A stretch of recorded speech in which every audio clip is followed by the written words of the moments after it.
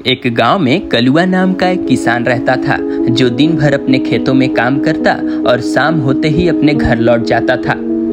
एक दिन कलुआ नदी के रास्ते अपने घर लौट ही रहा था, तभी उसने अचानक से देखा कि एक व्यक्ति नदी में अपने मिट्टी के बर्तन को फेंकता है और नदी से कुछ बातें करने के बाद उसे एक सोने का बर्तन मिल जाता है।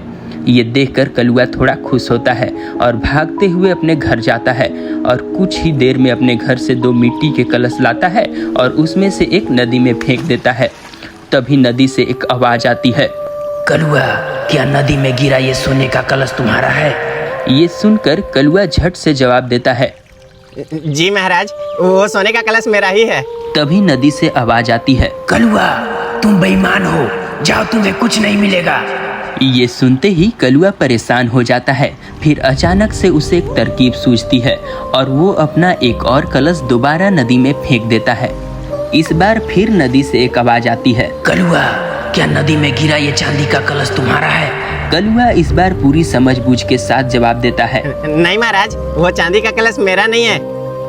तो क्या ये सोने का कलश तुम्हारा है? नहीं महाराज, मेरा कलश तो मिट्टी का है।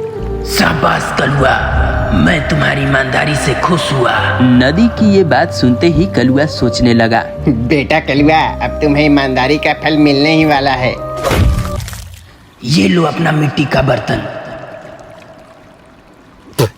पर महाराज, ये तो कीचड़ है। मूर्ख, मिट्टी इतनी देर पानी में छोड़ोगे तो क्या होगा?